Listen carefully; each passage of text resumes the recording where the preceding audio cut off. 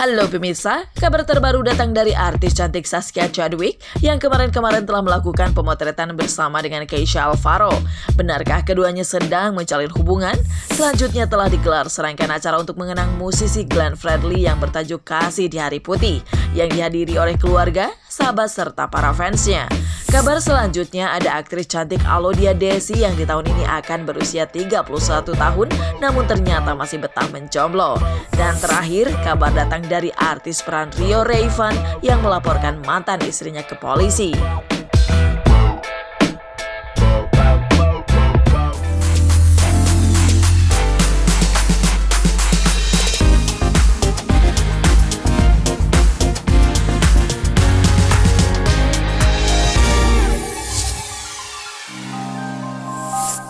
Bintang muda nan cantik Zaskia Chadwick kini semakin menarik perhatian publik. Banyak netizen yang semakin penasaran dengan sosoknya yang menawan dan jago akting.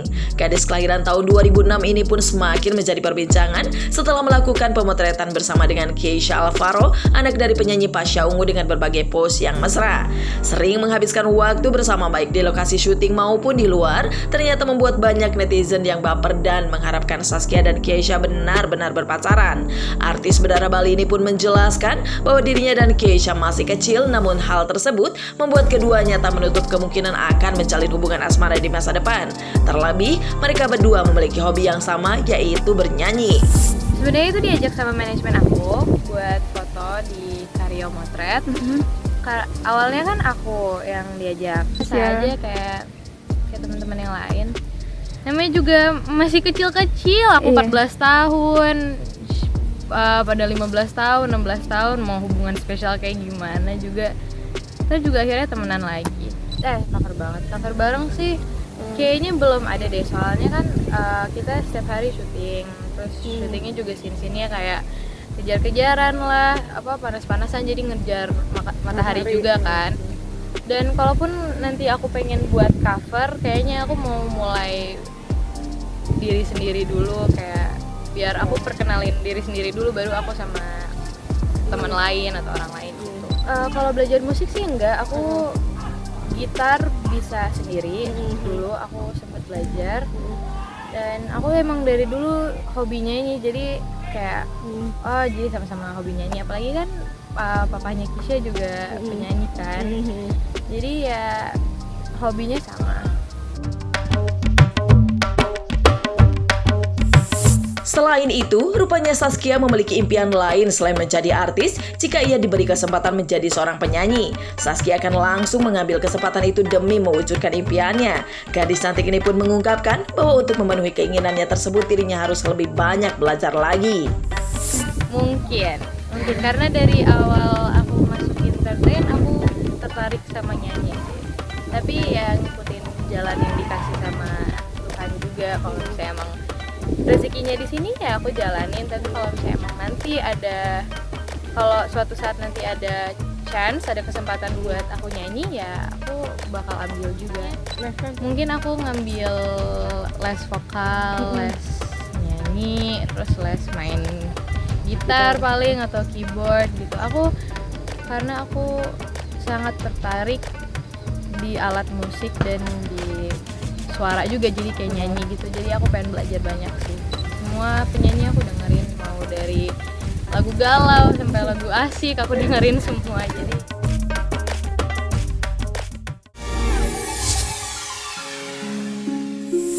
seakan tak terasa, sudah 1 tahun musisi Glenn Fredly meninggal dunia. Kepergiannya tentu meninggalkan duka yang mendalam bagi keluarga, sahabat, kerabat, serta penggemarnya.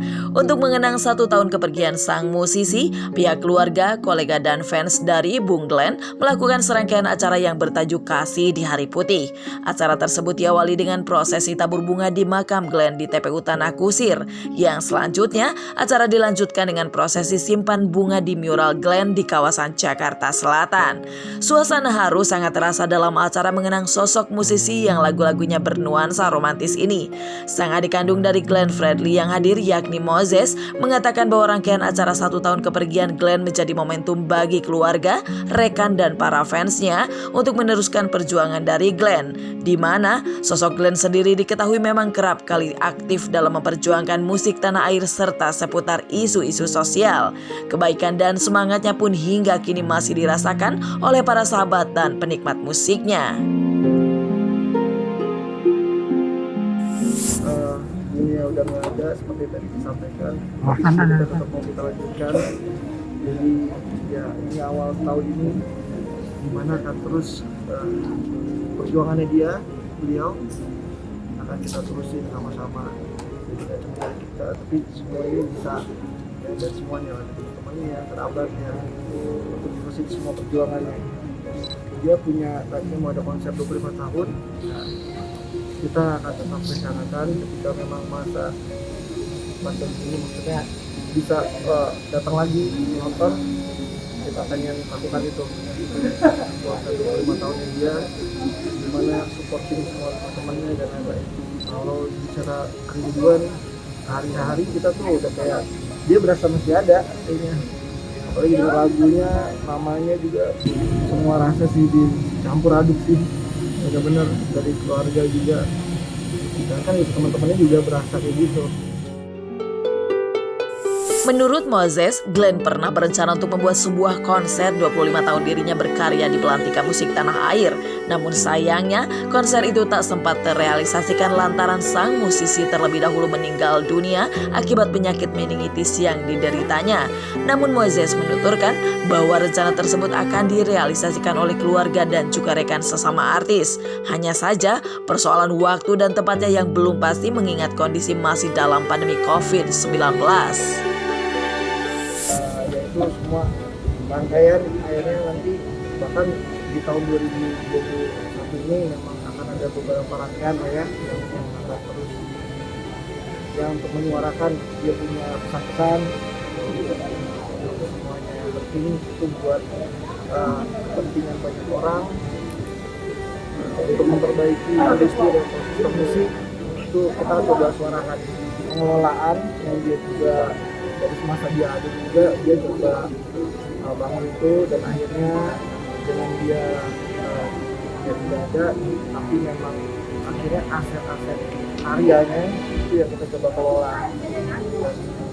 Ya berharap juga ini bisa menjadi impact buat semuanya, karena ekosistem industri dan semuanya sistem ini berjalan dengan baik, pasti akan manfaatnya dirasakan semua.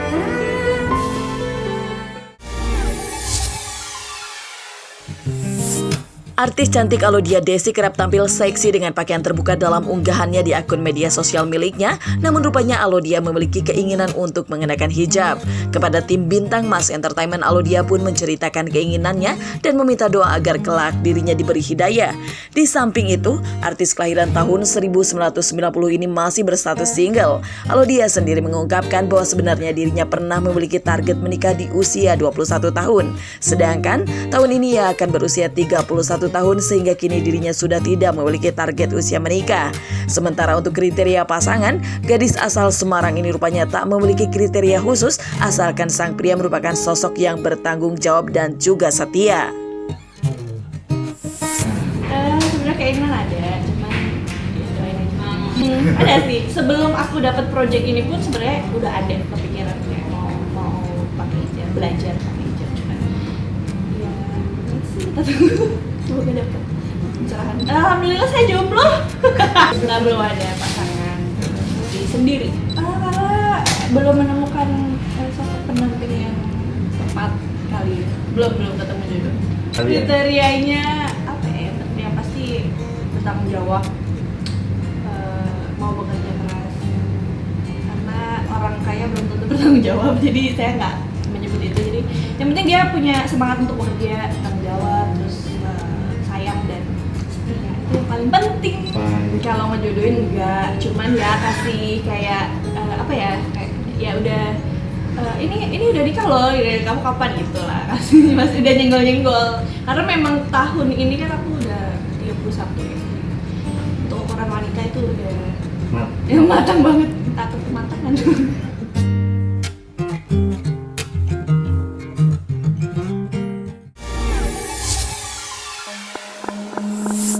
Kabar terbaru datang dari artis peran Rio Rayvan terkait kekisruhan rumah tangganya. Rio secara resmi melaporkan mantan istrinya Henny Mona dan suami barunya Sandy Tumiwa ke Polres Metro Jaya dengan laporan atas kasus dugaan perzinahan. Rio mengaku dirinya telah berupaya semaksimal mungkin untuk menempuh jalur kekeluargaan, namun karena hasilnya nihil, dengan terpaksa ia pun menempuh jalur hukum.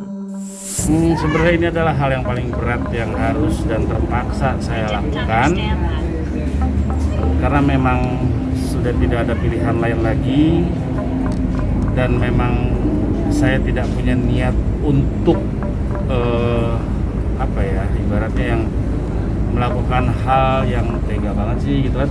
Tapi kan di sisi lain adalah saya sudah coba berupaya segala macam cara, secara kekeluargaan pun sudah, tapi memang ternyata memang sulit sekali gitu. Saya masih berusaha manusiawi lah jadi orang, walaupun saya diberitakan tidak manusiawi gitu sama dia. Tapi di sini kalau saya mau klarifikasi semuanya saya bisa bantah semua, karena saya punya bukti jelas. Tapi kan saya itu tidak mencari citra. Saya dikenal kalian itu karena karya. Pasal yang kita laporkan itu pasal 284 KUHP sama 279, yaitu pasal perzinahan. Sebelumnya, kabar pernikahan antara Henny Mona dengan Sandy Tumiwa sempat menghebohkan publik karena dilakukan secara tiba-tiba. Bahkan, Henny mengaku dirinya telah resmi bercerai dengan Rio Rayvan, pria yang ia nikahi di tahun 2018. Selain itu, tersiar kabar tentang adanya dugaan KDRT dalam rumah tangga Rio dan Henny. Hal itu pun dibantah oleh Rio yang merasa dirinya terus-terusan difitnah. Ya kalau misalnya memang benar kasih bukti dong atau apalah segala macam gitu. Saya tuh kadang gitu, maksudnya kan saya bilang saya dikenal kalian tuh lewat karya gitu, bukan lewat omongan-omongan yang harus menzolimi orang lain gitu. Cuma lama-kelamaan saya dizolimi, difitnah gitu kan. Di sisi lain juga ya saya juga sekarang lagi dalam produksi syuting gitu, saya tidak mau terganggu konsentrasi saya hanya dengan fitnah terus. Kalian pakai logika aja lah coba. Lempar di lantai 5 apa nih? Tempatnya apa nih? Di saat dia mengumbar-ngumbar KDRT di saat persidangan, dia ajukan ibunya dan saudaranya. Tapi di saat diwawancara di salah satu acara TV, dia bilang saksinya adalah pembantunya. Gak sinkron gitu loh. Kalian kan cukup cerdas, maksudnya cukup cerdas untuk melihatnya. Oh, kok berbeda ya? Saya sangat teliti untuk hal itu. Sejauh mana sih fitnah yang diutarakan ke saya gitu.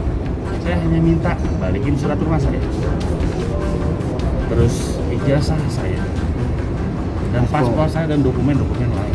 Saya minta apa-apa kok. Seperti itu, jadi saya sebenarnya nggak mau sampai sini ya. Sangat disayangkan sekali. Masih nggak punya pilihan dan dia tidak memberikan saya. Setelah kita konsultasi dan briefing dengan pihak unit PPA tadi yang punya spesialisnya, memang pasal itulah yang lebih tepat seperti itu. Namun tidak memungkinkan untuk pasal-pasal lain juga diungkap lagi seperti itu. Namun untuk saat ini untuk mempersingkat waktu kita fokus dan tidak sepakat ya pasal 279 tersebut. Ya pokoknya hargai proses hukum yang berlangsung aja. Dan saya itu kan manusia, ada batas sabarnya. Selama ini kan saya juga, tapi tidak menutup hati saya. Jika ada itikat baik, saya akan memaafkan. Jika ada itikat baik